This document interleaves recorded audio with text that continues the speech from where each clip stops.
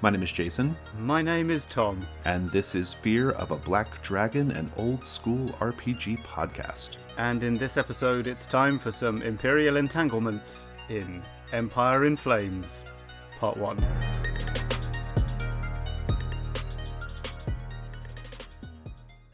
Our first segment is the basic crawl. Empire in Flames is the final volume of the Enemy Within campaign for Warhammer Fantasy Roleplay 1st Edition.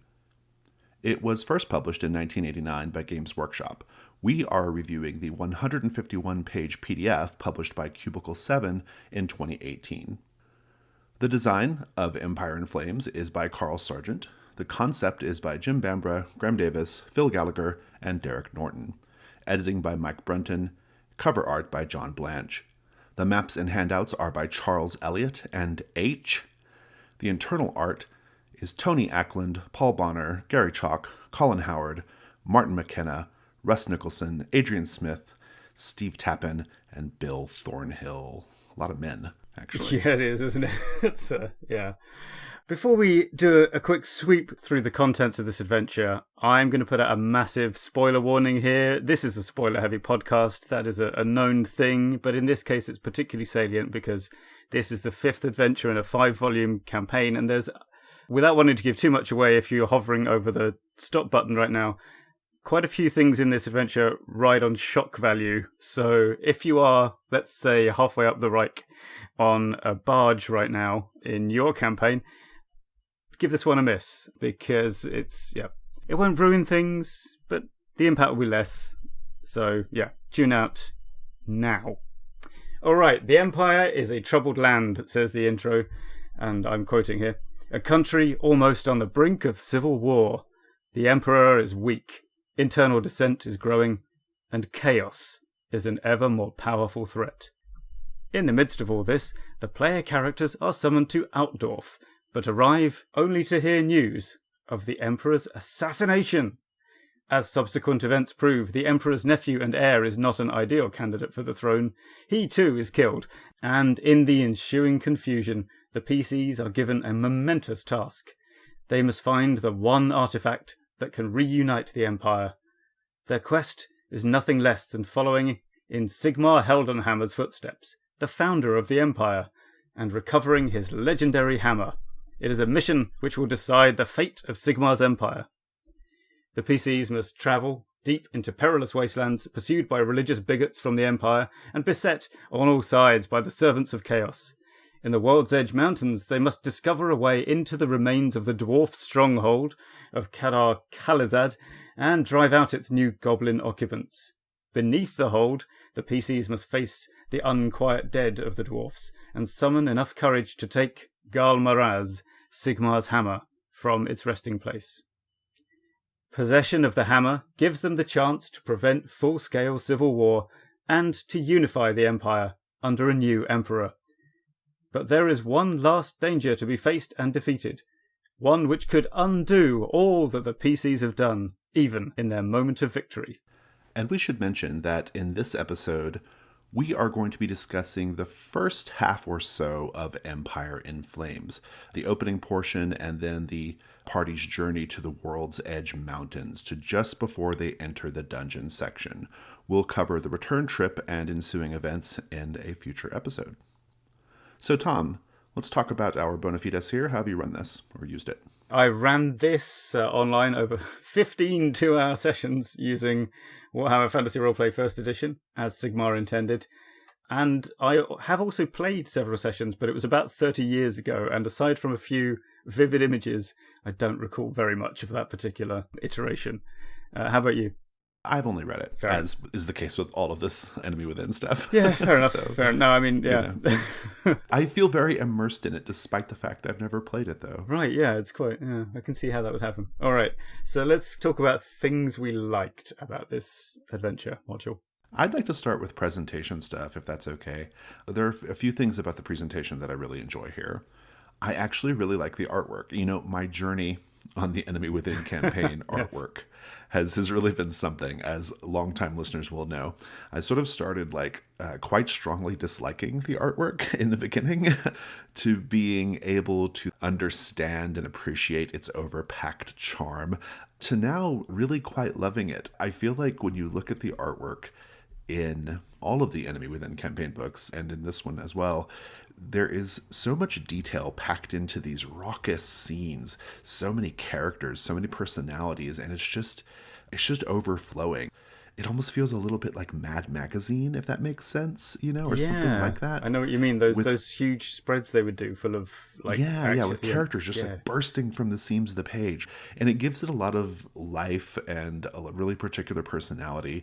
It makes it feel like a place with people. And I think that's really important because unlike a lot of traditional dungeon crawls, unlike a lot of the stuff that's very popular nowadays, or even the stuff that kind of came during the 1E times, the Enemy Within, the entire campaign stands out as being very social, very political, very civic-minded. And so I think for the artwork to reflect that idea of lots of people and how this stuff affects all these people and look at all these people, it fits, it makes sense, as opposed to something more stark or sparse, or if it was written nowadays, the kind of very scribbly art punk kind of style. I don't think those would be a good fit, right? I think the artwork really, really works here for what it's trying to do. Yeah, and it sort of evokes some of the period, obviously it's not a historical game, but it's a kind of 30 years war-ish kind of era, and I think it makes you think of those woodcuts and engravings and so on, especially some of Russ Nicholson's one. There's a really standout piece of art of I think it's some armored knights riding out of a city gate, and again, it's absolutely packed with characters,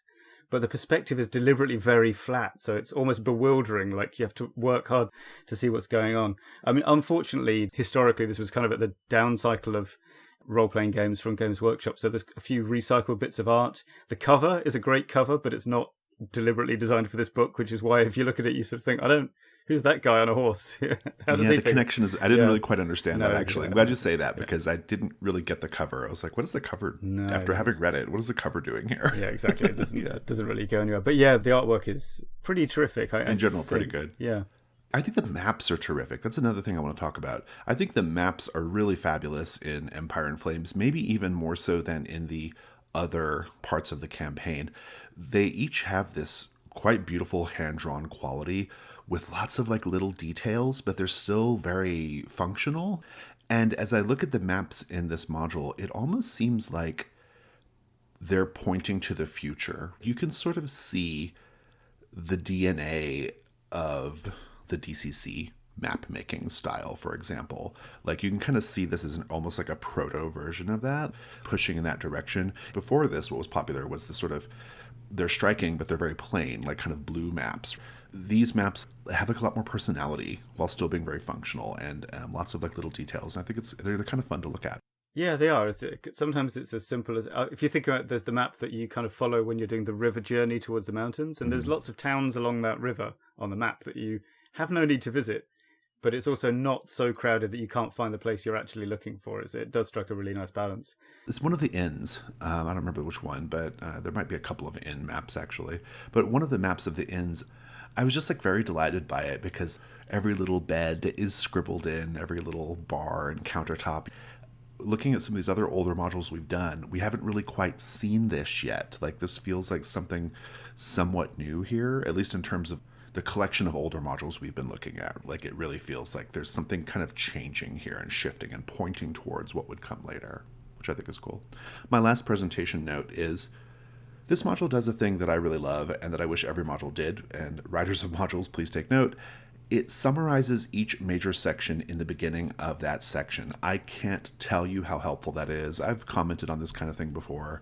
It is so, so helpful, and it's just massive, massive GM support for you to say in a couple of paragraphs at the very beginning of a chapter or a major leg of the journey to say, here's what's happening here. Here's all the things that are sort of expected to happen. It just is cognitively so handy.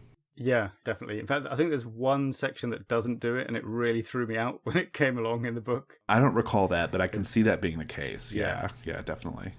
Anything else presentation-wise you want to say? Or Not really. I think you've covered it okay. I had a note about a particular map, but I've realised that's in the dungeon section, so I'll have to save that for a future episode. No, if you don't mind, I'd like to talk about the adventure content, because I think that's the real gold here. Now, this was in the era before Game of Thrones, and yet earth-shattering events. There's some red wedding shit going on in this module, right? Literally, really at least twice as well. Yeah. And not only that, but it's with a combination of famous NPCs that you've been hearing about all the way through the campaign. The Emperor's weird, heir, but also the NPCs that you've got to know and become quite invested in over the course of your adventures. And, well, not as many as I would like, but quite a lot of them make a comeback and reappear. And this absolutely doesn't work in a standalone adventure. But at this stage, the stakes just feel huge because you know all these characters, you've got little voices for them, or if they're dwarves, I've got one voice for them, which turned out to be a bit tricky. But one thing I'd like to highlight, actually, because it's a good thing that's not from the original Enemy Within, is, I don't know if you remember this bit, back in Power Behind the Throne, so Volume 3, as they published it, there's an intro adventure in which almost nothing happens, except you get to meet the Grand Theogonist, the head of the Sigmar religious group. On your way to somewhere else, you defend him from some fanatics, and he just kind of gives you a letter to take to the head of the Ulrich cult. It doesn't go anywhere. But it's actually genius. Thank you for adding this to your version of it, James Wallace, because in Empire in Flames, as written, you know the Ulrich guy, that's the High Priest R. Ulrich, because you were talking to him loads in Power Behind the Throne. But the Grand Theogonist is just presented as an antagonist, pretty much. Like, you never get to talk to him, you don't really get to know him before all the events start unfolding. But because of just that brief sequence, brought in 2 scenarios ago by James Wallace, you now have a positive connection to both sides, and that makes the brewing civil war segment much more interesting. Like, it's not just, oh, these are the bad guys, therefore we just need to win the civil war for the Ulrichans. It actually gives you a sort of foot in both camps, which is great. Yeah, I definitely intuited that was the case. I think this probably comes through a lot more sharply if you have been playing the campaign and you're really, really intimately familiar with a lot of these characters. But that tracks. That totally tracks. Getting back to the sort of the Game of Thrones idea, even like barely having any memory of what came before in the campaign, I still found a lot of it, like, there were a few moments that were really shocking. Like, the coronation scene is really shocking. And it kind of leads to something that I like about the module, which is, apart from something I'm going to mention in questions, it is generally a pleasurable read, and I think that is maybe because it's a lot of prose and dialogue, but it's fun to read. I was reading that coronation scene and I was really into it. I was like, oh my gosh, what's going to happen? And then when it finally happens, you're like, whoa. And so, yeah, it was cool. And so I'm trying to imagine it from your perspective as someone who has run the entire campaign up to that point. And yeah, the payoffs feel like it would be good. Those final sessions where you're wrapping up the campaign, there's a tendency to make those last sessions the greatest hits of the campaign, right? Like, you want to bring in all the old NPCs, you want to do all that stuff. I think on TV, this would probably be very cheesy and maybe not come off quite right. But in a role-playing game, it's kind of great. In a role-playing game, it's what you want. You want to revisit all those old NPCs. You want to have all that stuff because I think the interactive nature of it, the investment in the storytelling that you make as a player, like on a personal level, makes the hokey, slightly hackiness of like just bringing back NPCs for the end come off a lot better. And it really, really feels like a nice capstone to the experience. You expect for the final moments of the campaign, the final sessions of the campaign, to be a little heightened, a little over the top, very big. Empire in Flames seems to deliver on that. Yeah, I think so. It has good revelations, things that make sense. And what the other thing it does is sort of the opposite of that. It brings in lots of things that you haven't done yet, which I think is pretty good as well. I think we mentioned it's something rotten in Kislev. What that did, despite its many peculiarities, was it did deliver on the part of the I'm playing Warhammer promise, which is you're going to go toe-to-toe with some badass Chaos Warriors. Right, yeah. And this thing has got like demons and weird chaos creatures coming out of the walls. You know, it's sort of, we've had the enemy within all the time, and now it's coming out of the shadows. You're fighting demons in palaces and in your own tavern that you're staying in, and you're the enemy without. Exactly. And that does feel good as well. And equally, like, when you're reading through it, you sort of feel like, well, this doesn't tie up any of the stuff with the Purple Hand cult that we had before. Why is it introducing yet another cult that appears to largely be an excuse for knob gags? But the thing is, it feels like all of these sinister groups are coming out of the woodwork now, and that you've lost track of what's going on. And also, I have to say, by that point, you've pretty much forgotten about the weird lookalike plot that happened, like a year ago with one of your PCs. Yeah. I mean, that's good. And then, the quest itself. So it's a pretty linear mission you're sent on. It's like, get on this boat, go here, get the thing, come back. Well, I mean, one thing I'll note, by the way, is that the gold is really, as is so often the case in role-playing game adventures, the things that don't take as much page count are really good. So the shocking event that's over in one paragraph after about 2 pages of people talking to each other about succession rules. Right, yeah. So that's good. And one of the ones that is easy to overlook is that trek. The river bits are good, and also the trek into the mountains is really quite solid. I actually kind of fiddled with it to sort of make it more wintry. I'll talk about that in Companion Adventures, but that whole thing of going to the World's Edge Mountains, like the edge of the known world for the humans, it really gives you that sense of things being extreme again. And the quest before we started doing Empire in Flames, I talked to the players about it. I said, guys, this is a pretty linear railroady quest plot. Yeah. You'll know what it is when you see it, because literally, like, someone comes to them and goes, hey, we want you to go find a thing. It's Sigmar's hammer. And I said to them, I think I have enough material that if you decide that you want to refuse this hook and go do something else, I reckon I can run that game as well. The events could go on, you could wander around the Empire, and we can follow your adventures through that. So feel free to turn it down. But they're going to want to do the hammer. Well, exactly. So the conversation actually went like this. They went, we want you to find Sigmar's hammer. And they said, we're in. There was no debate. Yeah, like playing Pendragon and saying, do you want to go looking for the Holy Grail? Who is going to go, oh, no, I didn't play Pendragon to go looking for the Holy Grail. So, of course, and like talking about named NPCs, there is no bigger NPC in Warhammer than Sigmar. The game is named after the item you're going to look for. Right, exactly. Why wouldn't you do that? Yeah. Even without you saying it, I already knew your players were going to be like, no, we're doing the hammer, because this is really worth talking about. This is not in our notes. We're kind of riffing a little bit here, listeners. But one of the criticisms that seems to be leveled at Empire in Flames frequently is the linearity. But I really believe that when you're at the conclusion of a campaign, I think this is what you want. You are locked in to the ending. And as a play group, this is the end. What would be the point of zagging when all the good stuff is going to obviously be zigging? Or why would we even go do that other stuff? At this point, this is the payoff. This is the reward for doing all of this. So I get the linearity. I can understand the criticism for sure, but I've played enough role-playing games to know that at the end of the campaign, we're just looking for big moments. We're looking for payoff. We're looking for something exciting to end on a high note. And the characters just injected directly into a certain part of the story works. It delivers on that. So the criticism is definitely valid. I think structurally, this is probably the weakest of the Enemy Within books that we've looked at. Well, Kislev is still a contender as well, so... Well, there's the one with the zombie city. Is that particular moment is just crap. But this one is definitely, like, probably the least interesting structurally, right? Yeah. It is quite linear. That's I get that.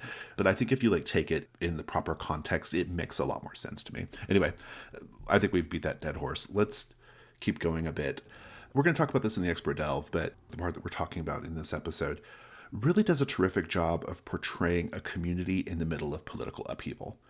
The way characters talk about things, the way rumors are spreading, the way people have chosen sides, that all comes through really nicely in the text. At least there's a real strong sense of political upheaval, political change, war. That all comes through really, really well. What was your thinking on that? Yeah, that is good. You do have to, as the GM, keep it at the top of your mind all the time so that you're introducing it. But yeah, there's a whole sort of beginning bit where you're either coming back from Kislev or you finish Power Behind the Throne, and it sends you off on this slightly dull mission to escort someone to the city of Talabheim and then ride somewhere else. And it's sort of... right, yeah. I was thinking, what is the point of this? But it does serve maybe in some future let's be realistic, I'm never going to run this again, but in some alternate reality, maybe I'd come up with a slightly more interesting fetch quest for it. But you do need that thing of approaching the Altdorf, we should mention, is the capital city of the Empire. So this idea of approaching the center of things and hearing all these rumors and meeting up with the soldiers who are coming from one side or the other. And that was actually valuable time. I thought at the very beginning, oh, maybe I should just cut directly to the city and just be done with it. But I'm glad I did not do that, because, you know, you spend like one session, maybe one and a bit on that journey, and that gives you all this time for the players to think about what's going on and discuss it amongst themselves, which I found is very interesting. Like, the players, I think, have to engage with this sort of setting thing and ask each other questions about it. Otherwise, it just becomes the GM dropping hints in dialogue. So I think that's up to the players a bit to say things like, well, I don't possibly believe that could be true of the Earl of such and such a place, because I've met that guy and he's solid, and someone else is less convinced. And that kind of having strong opinions about something that you only learned about 5 seconds ago, I think is a valuable player character trait. Yeah, no, that's great. Another thing I liked, and somewhat adjacent to what I just said, some of the scenes outside Altdorf have a really strong post-apocalyptic quality to them, which feels appropriate given where things stand politically. Again, we'll talk about this more in the Expert Delve. And I guess the last thing I'll say that I really enjoyed about Empire in Flames, the module does something that I always find really interesting, and it's something that I personally do in a lot of the games that I run, which is it relies on dreams, omens, and visions to convey parts of the story. This is a favorite technique of mine because it's a good justification for telling the players things they need to know, but you can kind of cloud everything with a layer of weirdness or crypticness so that the information feels somewhat unreliable, but there's still helpful information conveyed. You actually can't get away with this in other types of genres, which is kind of frustrating sometimes. Yeah. Sometimes I manage in some genres to make it work, but in fantasy, it's great. And you don't have to like explain it. It's just a thing that happens because it's a fucking fantasy world. So who cares? But this module really leans on it in a way that I found interesting. Yeah. And the players got really into it. Well, one in particular, the characters buy into it too. And it has that wonderful thing, you know, later on, someone will go, that's it. That's the thing I saw in my dream. And suddenly it's all, you know, it's all become validated.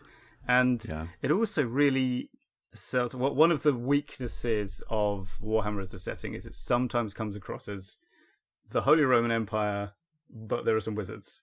But having this where not only you have the oddness of this sort of polytheistic kind of pseudo-Greek pantheon or Norse pantheon existing in this time, which tells you it's not the real world, but also having this kind of supernatural-ish experience happen, like an everyday supernatural experience happen to the player characters, again sells that idea of the fantastic, which is can be difficult to do when you've spent a lot of time thinking about the price of bread and horseshoes and so on. So it's good for adding that bit of magic. Yeah, literally magic, I guess. Yeah, definitely. Anything else you want to say about things you liked? No, I think maybe we should move on to questions about the module, because there are a few, aren't there? I am curious how you handled the parts of the book that are essentially short stories. Like, did you just read all that dialogue out loud? Hell no, I did not. I did the classic, well, I didn't literally highlighter it, but, sorry, we should set this in context for the listener. There's quite a few scenes where you get groups of nobles having conversations. Just talking back and forth with each other. The PCs are not in. This is the worst part. So what I tend to do is like choose a good opening line that summarizes the position from one character, and then just say, this person agrees and this person thinks this. Because, okay, sure, it's less immersive. Right. But on the other hand, it gets the scene over in less than 25 minutes of me doing different voices. Because again, we're 5 books deep into a campaign. I have run out of character voices by this stage, okay? I'm just... Yeah, I kind of imagine you just sitting there, like, doing all the Elector parts during the coronation scene and, like, bouncing back and forth. Like, I'd have to get glove puppets or something just to do a little Muppet show. So, no, you have to go very heavy on that. Presentation-wise, this book is very flabby in places, and nowhere more so than whenever we get to a sort of political turning point, which is, like you say, quite good to read, but not tremendously great. And it's not even good to read in that sense that, you know, like you used to, when you were younger, you'd be able to consume background lore from D&D books and memorize it and then bring it out on command. This doesn't work like that because it's just long dialogues, which is right. not great. And it's not even an old school design thing because the bullet point had been invented in 1989, my friend. So, like, there's no real excuse. Exactly. There's no excuse for it. The second question, we've actually kind of discussed a lot of this already, so we can be a little quick here if we need to be. But our friend Lowell Francis wrote in his Age of Ravens blog what is probably one of the more prominent critiques of Empire in Flames, and he doesn't like it. And now, to be fair, the blog post was like 9 years ago, but he identified a few issues, the linearity, which we've already discussed, but also that it just feels different than the other modules in the campaign. It's less a mystery and more of just like a wilderness jaunt / dungeon crawl. I'm curious, just maybe big picture, like the criticism of Empire in Flames, and maybe, is it fair? Like, is Empire in Flames up against the wall here? First of all, Lowell's criticisms are, to a degree, what everyone always says about Empire in Flames. And when I say everyone, I mean Warhammer nerds from about 1989 onwards, okay? And they're correct, okay? Yes, it's a very railroady plot, and it has lots of that really annoying stuff like, if your players are going to do something else, then use this underhand method to force them back on track instead of being an adult. Absolutely. Yeah, and I hate that. I hate that. It's so annoying. Trust your point of view. Trust what you've written. Don't always... The older modules do this, and it drives me fucking nuts. The authors are terrified of the players. They're terrified of what the players are going to do with the module, and it just bugs me. Like, just trust what you've written and trust the groups to figure it out. So, yeah, exactly. So, I mean, on that note, I think the linearity critique is both correct, but also kind of doesn't matter that much, because once everyone's on board the let's get Sigmar's hammer train, that's fine. And it's this cathartic thing. You cut loose, you fight chaos in its physical demon form. Is it that different from previous things? I would respectfully slightly disagree, because I think it's very different from Shadows over Bogenhafen, which is a mystery. Death on the Reich, not really a mystery, and it ends in a big castle catching fire and is a big wilderness trek. Like, it's a bit sort of a mystery. It's sort of a treasure hunt. Power Behind the Throne is different from everything else. So yeah, I suppose it is quite different in tone. But as I mentioned earlier, there's this thing of doing the things that Warhammer has, but you haven't done yet. And one of the things that is a big deal in Warhammer, especially the miniatures game, so if you've got players coming from there, is fighting orcs, magical flying creatures. Is there a manticore in this? Yeah, there's a manticore at some point, isn't there? Yeah. Flying carpets, although more about that in a minute. Yeah. In that sense, it is throwing in everything else that is more or less possible. And I think it's a little unfair in a way, because I think people's expectations for the end of the Enemy Within campaign might be basically unattainable. Is it like the RPG equivalent of trying to write a Star Wars prequel that people will like? It doesn't seem... Sure, Empire in Flames is pretty offensive in some places, but in terms of what you do in the adventure, I can't think of anything being obviously better. A lot of people suggest it should be a kind of full-on gritty war drama in the style of Flesh and Blood with Rutger Hauer. I don't think that's a good idea. That's too different in the other direction. People suggest not killing off the Emperor, which, excuse me, no, that is the best thing in this adventure. Yeah. One of the exciting things about it is you're present for these big setting-changing historic events. It alters your game's continuity. You've been playing Warhammer for the past 2 years on a weekly basis. Go do something else for a while. You can stop this campaign. And weirdly, what people often look to is this unpublished replacement adventure that James Wallace did an outline for but never actually wrote, called Empire and Chaos.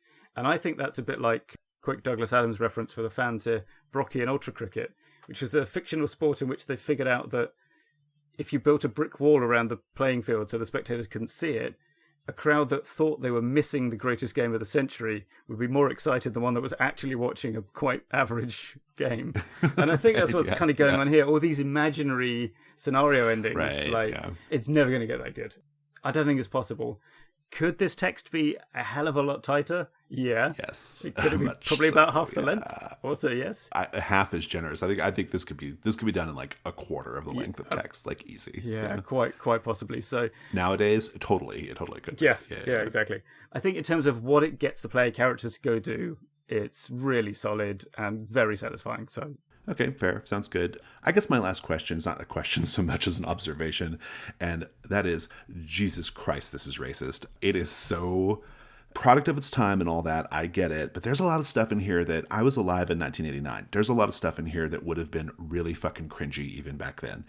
I just can't imagine how how people aren't totally embarrassed by this. I mean, I'm not going to go into the details, but as an American, every time the phrase mutant lover is uttered in the module, and it's about 900 times, I just cringed. I was like, fuck. And then there's like the whole speak in a Mexican accent thing, and then the Arabian flying carpet thing. And like, it's a mess. I had to kind of cabin that off because when we're reviewing these old modules, this is a thing that happens, and I get it. And there's really not much you can do about it except to just memory hole these modules, which I'm not willing to do, but nevertheless, it's got to be said.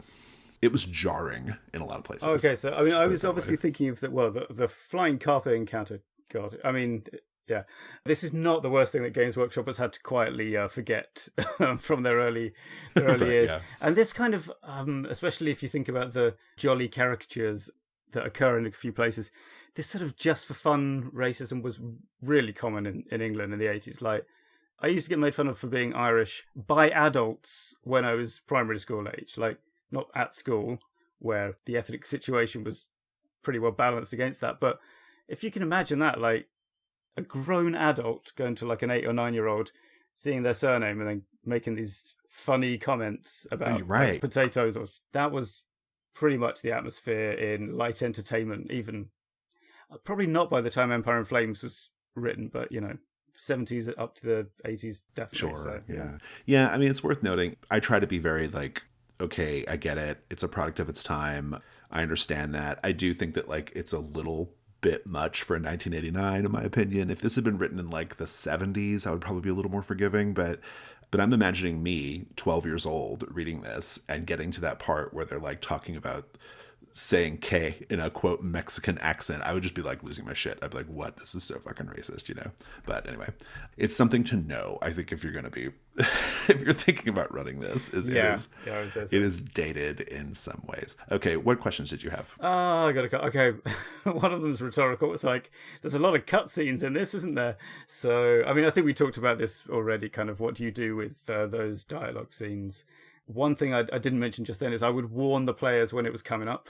I'd be like, okay, guys, this next bit's a sort of info dump scene, so just go make a cup of tea, but keep listening. And right, yeah, I don't exactly. do it. My other question, and I'm 70% sure the answer's no here, is does this work as a standalone adventure like at all? Or is does it rest completely on everything? I've been going back and forth on it. Ever since you posed the question in the notes, I've been going back and forth on it because my initial thought was no. Like, a lot of the charm of this, as we've been saying the whole episode, a lot of it's going to depend on whether you played the whole campaign or not.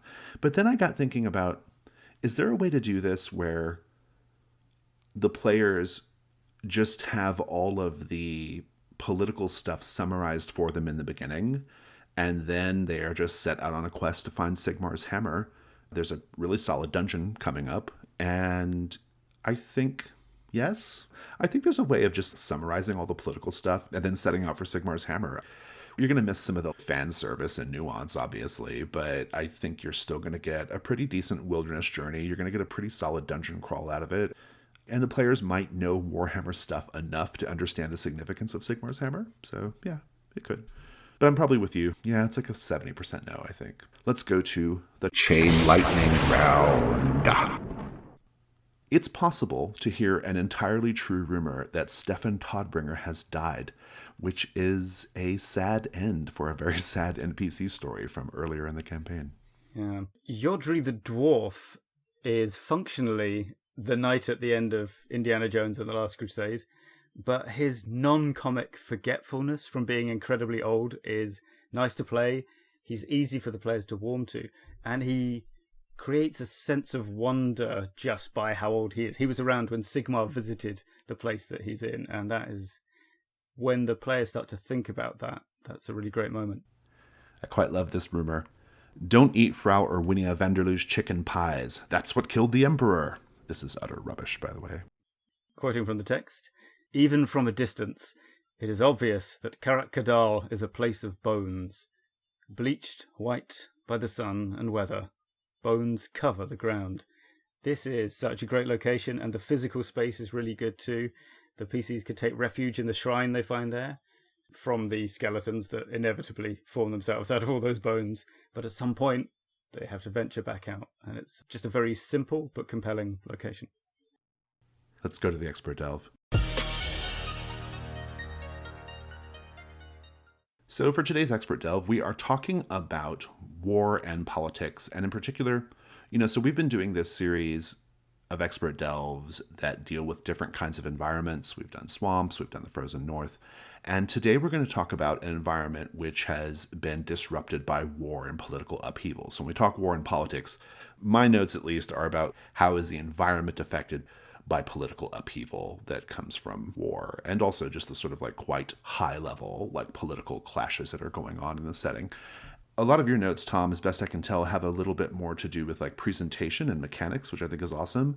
And a lot of my notes have to do with more of environmental concerns. So I'm not sure how we're going to organize this, but I just want to get your opening thoughts.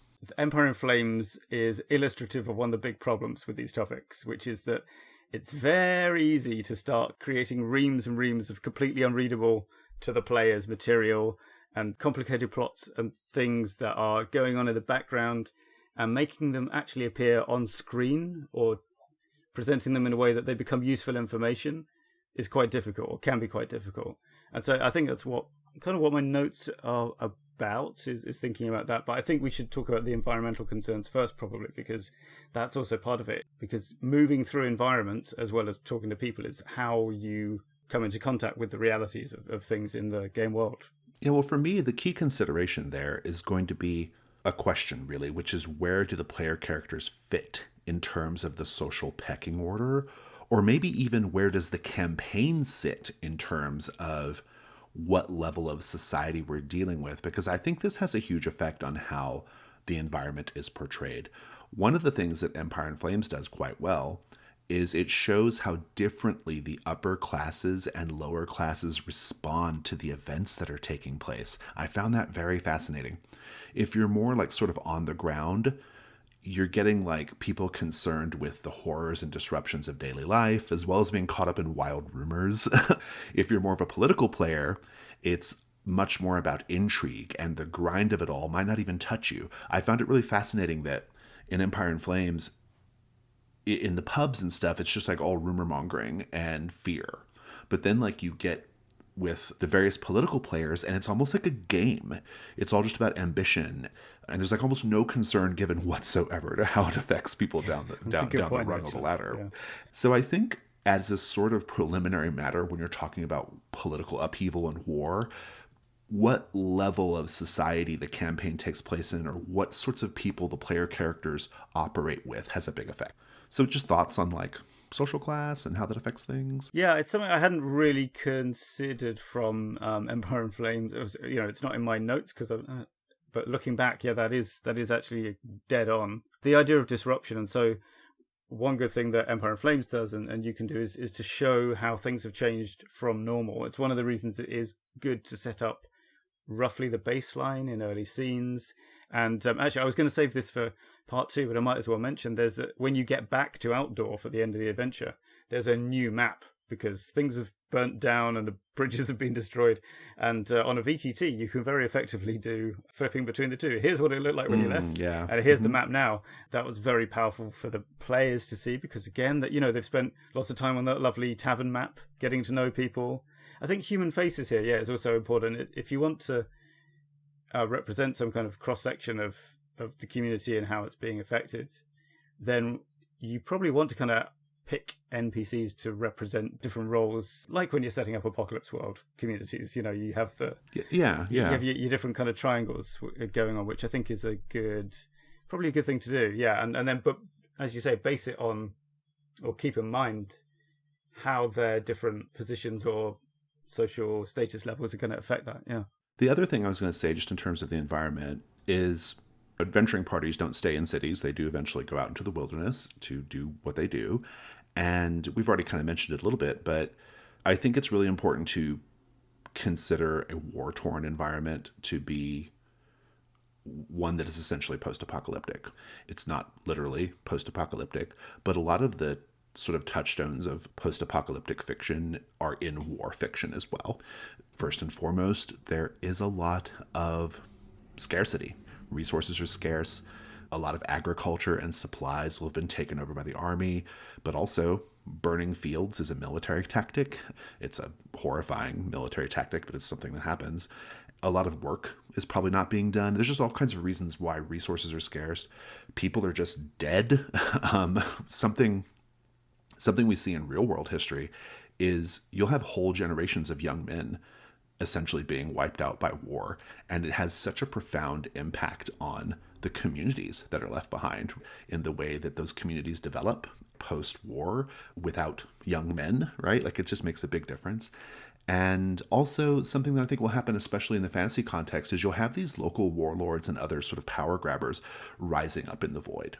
Those are all some things to consider. I think treating a war-torn environment as a post-apocalyptic environment is the right approach, I think. Yeah, and that's interesting as well. What's it like in the lead up to war actually breaking out? Because I think to a degree we all have enough post-apocalyptic imagery in our heads that you can kind of improvise that bit, like the actual wastelands and the burnt fields. But then I suppose the harder thing to think is, like, what was that warlord? Was he the guy who was shouting about how we all need to return to our homes and stockpile things to be prepared for the coming disaster when you were on your way out looking for the hammer of Sigmar? And then when you come back, that guy is now sort of sitting on a throne of skulls and commanding that people dance for his pleasure and so on. Right, so, well, maybe not that much. But the intermediate stage is quite difficult, actually, I think. You sort of want to pick your end point, perhaps, and work backwards from there. That is true. Regional warlord later, what's he like? The middle part is tricky, right? The early part, when the political upheaval is happening, that's pretty, I don't want to say straightforward, but like Empire in Flames gives us a good model there. And then, of course, the after effects are pretty straightforward as well, in terms of like the post-apocalyptic thing. The intermediate is interesting, like the actual... If you're going through the wilderness when an actual war is going on, I think it's probably trickier. This will probably be something that will involve some careful planning on the GM's part in terms of like what the adventure is going to be about. But also, it will depend quite a lot on where the player characters sit in the campaign. This was something that I always wanted to do. I always wanted to have an adventuring party in the middle of like a mass conflict. But there just wasn't a good like framework to do it. And you'd have to kind of cobble together something. I think that if we're talking about, okay, the war is on, what does that mean for a fantasy adventuring party? It's an interesting consideration, probably a whole other episode if I'm being honest, but it is. There are a lot of like careful planning considerations on that. That's true. I'm trying to think of existing... I suppose there's some...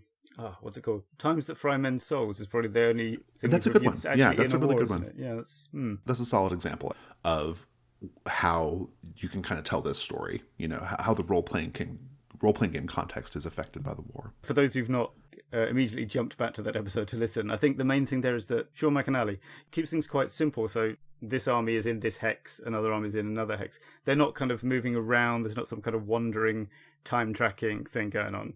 It gives you a static-ish situation to begin with, and then of course you can mess with it as time passes in the game. Did you have anything else you want to mention? No, I've kind of said what I wanted to say about environment. Yeah. As you said, my notes are a bit more at the coalface kind of sure, yeah. kind of based.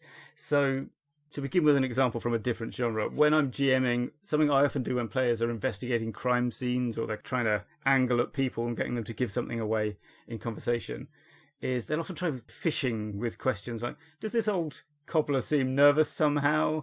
And like you can save a lot of time in this by just sort of stepping back and making sure you're on the same wavelength and say, what actually is it you're trying to do or trying to learn here? And I often find I very need to quickly say, by the way, that this isn't a trick. I just genuinely want to know what it is you want to achieve. In political situations, like when you're in the room, maybe taking part in those conversations, or when you're meeting people in parliamentary lobbies to have shadowy conversations, it's sort of important to have a similar kind of thing going on, right? We all, players and GMs, we'd all like things to be really seamless, like some marvelously spun piece of dialogue where no one says exactly what they mean, but everybody knows the subtext. But in practice, that's actually quite difficult, which is why successful screenwriters earn the big bucks, or, well, relatively. And when it comes to players making decisions, they ought to be as informed as their characters are. So you need to sometimes zoom out of the scene for a moment and say, these elector counts over here want thing A, these three want B, these three are undecided and could go either way if you were to go and talk to them. And again, that's the thing that sort of breaks the immersion of the scene, and you're stepping outside of your character for a moment. But vital. But vitally, and you can... Yeah. People are very resilient in terms of being able to snap in and out of character 100%. More than we often think. Save time and confusion and often resentment. Like, because if you let yourself play that scene through and you were actually kind of talking at cross purposes, someone's going to be annoyed later, probably the player, because as the GM, you're the one that sort of decides the meaning. And if they find out what they were doing isn't what they wanted to, it's a mess. So don't do that. You're absolutely right. We've talked about this before. Players can absolutely handle out-of-character conversation. I don't buy into the immersion theory of role-playing games anyway. Not so much anyway. Certain types, I guess. But what's gained by that slight breaking of immersion so outweighs it in terms of players having all the information they need, understanding the situation, especially a complicated political situation. I mean, I don't know. Just do it. It's fine. Yeah, it's fine. Don't worry about it. And then from a story elements perspective, I think a very important thing to do in political games or just political strands of games you're doing is reincorporation. The best moments that I've found in this sort of action relate to friends or enemies that you made earlier, things that you learnt, so maybe a bit of leverage you suddenly have, or often mistakes you made. I once had an absolutely terrifying evening of a vampire LARP where I foolishly agreed to do one thing, then actually did the other because I'd sort of forgotten. It was basically, Paranoid and Afraid, a storytelling game of personal horror. Finally it came true. Yeah, so bringing consequences for these things back, both good and bad, that is what really makes, if you think about political dramas you really like, they always do this. So that is a top tip from me there, he said, reviewing himself. What else? War. I think depicting an ongoing war, this is, as you said, the environment is really important. Actually choosing activities to do. One thing you could do is troll around, do the war full time. It's a GM prep issue, I think. Yeah. It's a GM prep issue because, for one thing, the system you're playing might not even account for the player characters getting involved in a large-scale combat or a battle. It may not even account for that. It may not be what the game wants to do. And so, on the prep side, you have to make sure that the player characters are on the periphery of that conflict, that they're seeing the conflict, that they're aware of the conflict, but that they are not, standing there like Lord Elrond in the beginning of Fellowship of the Rings, raising their sword against the forces of darkness, because your game probably doesn't do that, right? Very high chance your game does not do that. That's right. Yeah. So you have to kind of understand what sorts of activities the player characters are meant to be doing, how they're going to navigate the war, so that the dungeon crawling they're doing makes sense in this context. And I don't think it's an easy thing to do, either from a GMing perspective or a module writing perspective even. But it's something that you have to really think about, because I've been in game situations where it goes sideways right away because the player characters decide they want to be on the front lines and do the fucking battle. And it's okay, how do I account for hundreds of combatants? How do I account for movements of forces and flanking? And you have to be ready for that.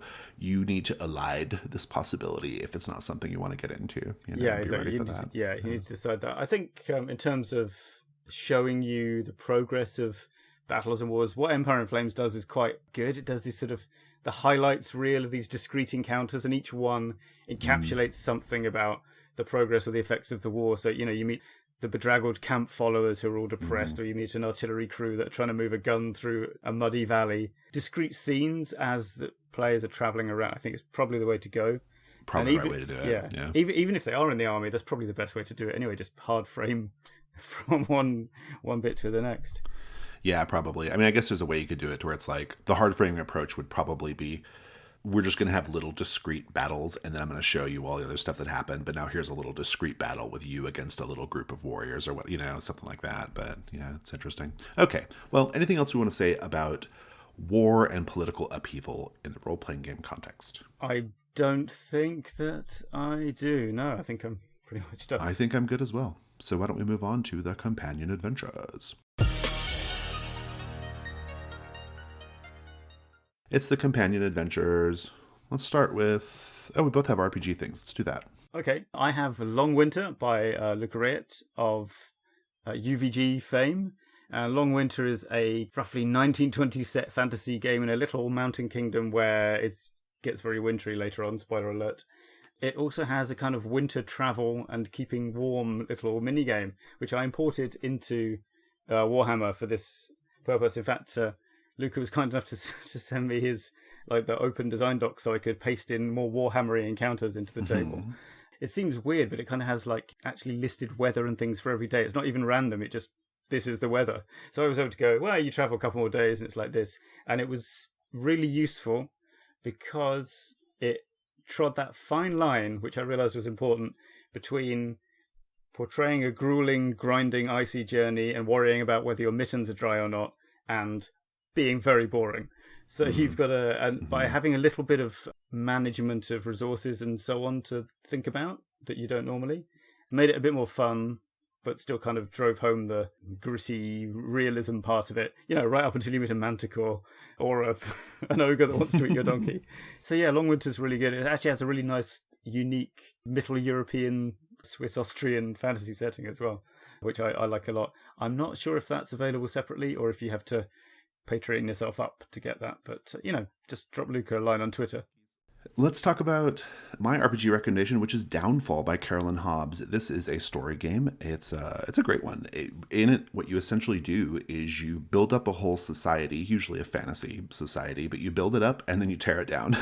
And so in a whole session, you learn about the political situation of the setting, and then you just role play the destruction and the downfall of that setting, usually political in nature. So if you want to capture some of these themes in a solid one-shot, Downfall is a great game. Film and TV, what you got? All right, I've got a couple of films. Barry Lyndon, the Kubrick film starring Ryan O'Neal from 1975, and Alla Triste from 2006, which is based on the Capitan Alla Triste novels by Arturo Perez Reverte. Is that who wrote them? Anyway, it's got Viggo Mortensen in as a soldier and sword fighter, and these both have a good kind of highlights real approach to war and politics, in the sense that the characters are doing their own thing, but they sort of intersect with ongoing upheavals of different kinds, and indeed historical events in these cases, in sort of interesting ways, but not in a way that you feel like you have to understand the history of Swedish-German foreign relations or something to follow the scene. So both rather good films, and also very Warhammery tech levels, I think. Yeah, about the right period, actually. Fabulous. My TV choice is, perhaps unusually, I'm going to say Downton Abbey. One of the things that Downton Abbey does really well, but it's not usually lauded for, is it depicts a small community both before, during, and after a terrible war. It also gets into class differences and the upheaval of the social order that's brought about by these conflicts, and it's really great for that. So you should check it out. Barry Lyndon's really good at that as well, by the way. That's that class idea and the sort of seeing different levels of society. Barry Lyndon, your suggestion's really, really, really good for that. And with that, that's our show, listeners. Fear of a Black Dragon is a production of The Gauntlet. You can find The Gauntlet on Twitter at GauntletRPG. We have a website. It's gauntlet-rpg.com. If you'd like to support Fear of a Black Dragon so we can keep making the show, you can do so at patreon.com/gauntlet. Tom, thank you so much. Jason, thank you. Thanks to our imperious editor, Rich Rogers. And thank you, listeners, for listening. Goodbye. Fabulous. Bye.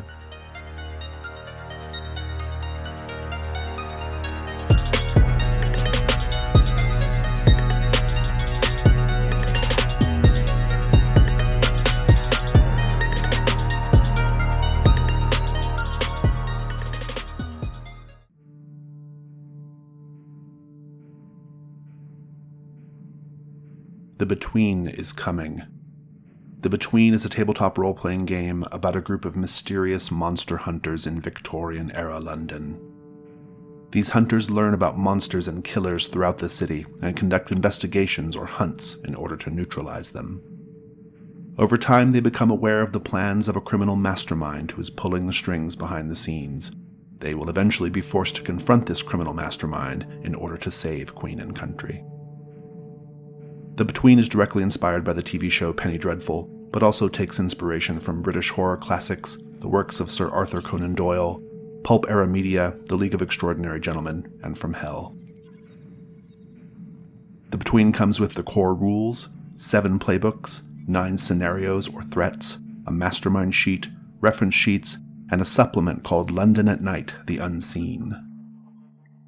You'll be able to get The Between in PDF form via the Gauntlet Patreon in late May. Just go to patreon.com/gauntlet. The Between will be available on DriveThruRPG in June. Can you hear the footsteps in the shadows? Can you smell the metal tang of blood on the air? Can you feel the veil between worlds slipping away with each heartbeat? It's London calling.